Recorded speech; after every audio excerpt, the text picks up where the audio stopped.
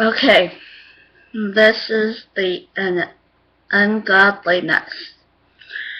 The boy was 13 and the girl was 11.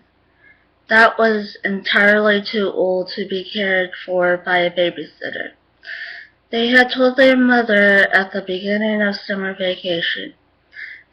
Save your money, they had said, because they knew that saving money justified almost anything to a single parent who worked long hours for little pay. In the end, they managed to convince her because they agreed to follow a list of rules and promised to clean up after themselves. The rules they were pretty good about. The housekeeping was a different matter. Every day when I come home, I am faced with this ungodly mess, the mother complained. Her complaints affected the children little, but when she threatened to revoke their newfound independence by hiring a sitter after all, they paid attention. We're sorry, said the boy. We'll do better, said the girl. And they did try. But on occasion, despite their best intentions, a mess would just happen.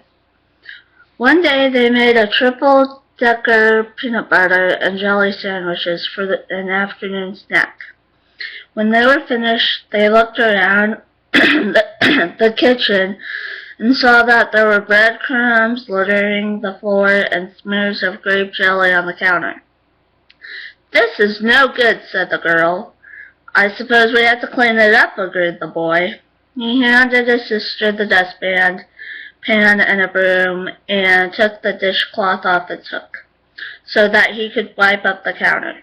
When he turned on the faucet to dampen the cloth, however, he let out a cry of disgust. Ew, gross, he said, and quickly leapt back from the sink. His sister asked what the matter was, and the boy showed her his hand. Ew, gross, she concurred. Clinging into the boy's fingers was a purplish-black, thick, gelatinous substance. It came out of the tap, he explained as he wiped the goo away with the dishcloth. The blob came off easily, but left a deep stain on the boy's skin. The girl turned the faucet on so she could see for herself. There was a rattling sound from deep within the pipes, and then a hiss of trapped air. Then, just as the boy had claimed, a thick, shiny rope of the mysterious substance came oozing out of the tap. The children stared at the glistening mucus in disbelief. They had seen the water get a little brown sometimes during the spring runoff, but never that dark and never thick. The girl reached over to shut the tap off, but her brother stopped her. Maybe we should let it run a while, he suggested. You know, to let the gunk clear out. It seemed to be a sensible solution, so the girl agreed. For several minutes, the brother and sister stood in the middle of the kitchen floor and watched the strange slime flow into the big stainless steel sink. They waited to hear a final sputtering cough from the pipes, signaling that the water was about to run fresh and clear, but there was no sound. There came no clean water, and after a while, it became obvious that the goo was running into the sink faster than it was draining out. The basin had begun to fill up with the stuff. Finally, with a sigh, the boy reached over and shut the faucet off. Is it clogged, do you think? The girl asked. Probably. Great.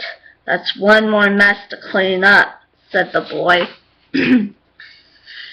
Maybe it just needs a little stirring, the girl suggested. She took a wooden spoon out of the dish rack and poked very gingerly at the shimmery, trembling mass in the sink. A membrane had formed upon the surface of it, and it dimpled down beneath the touch of the spoon. When the girl pushed a little harder and the spoon broke, though, it burst like a ripe berry. Deep purple juice splattered upward, dotting the girl's hand and wrist. "There we go," she said as she began to stir. There was a sucking sound from deep within the drain. After several minutes of stirring and coaxing, though the level of slime seemed to be no lower. The boy had been about to mention that fact when something else caught his attention. "Look at this," he said to his sister as he held up his hand. What she saw caused her to furrow her brow. "I thought you wiped it off," she said. The boy nodded. He had wiped it off, but strangely on the stained places on his hand there clung several large globules of the substance. They quivered as the boy moved his fingers. "I think they're growing," he said. His features twisted into an expression of revulsion, and he frantically flicked his wrist several times. With a soft slopping sound, the small blobs struck the kitchen wall. Slowly they began to slide downwards, leaving juicy purple slug trails behind them. Neither the boy nor the girl noticed, however. They were too busy gaping at what was happening to the boy's hand. Where the boy had just shaken the shiny drops off his hand, more had begun to blossom. The thick substance oozed out of his pores in rivulets and ran together like quicksilver. He wiped at the spots again and again. Each time the slime was replaced a little more rapidly. "It's coming out of me!" he shrieked. "How can it be coming out of me?" The more quickly the goo reproduced, the more obvious the answer became. Brother and sister both squealed in horror as they watched the blob expand and the flesh beneath it shrink. "It's eating me! It's eating me!" he cried. His hand had begun to look extraordinarily thin, skeletal, in fact. Loose skin draped over stick-like fingers with bulging knuckles. The purplish black stuff, in comparison, was expanding at such a rate that great masses of it began dropping to the linoleum with wet plopping noises. When it hit, it splattered its dark juices on the boy's white sweat socks. Ominous stains spread across the cotton, and he could feel the dampness attacking his feet. "I'm calling Mom!" the girl sobbed. One of the strict rules of the house was that the children were never to phone their mother at work, except in the case of an emergency. The girl grabbed the telephone without hesitation, certain that they had reached that state. But her fingers felt odd when she tried to punch the numbers. They seemed weak and sticky.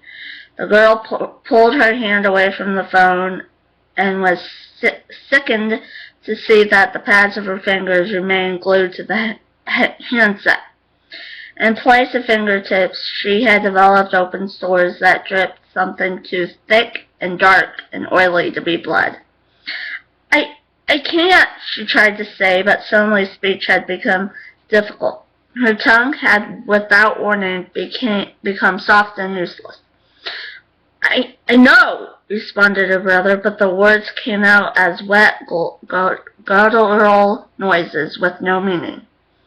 When his lips parted, a ribbon of blackish drool ran out of the corner of his mouth, slid down his neck, and snaked inside the collar of his shirt. The boy's body was shrinking. Caving inward, he felt his ribs turn into something spongy as he collapsed into a soft heap in front of the refrigerator.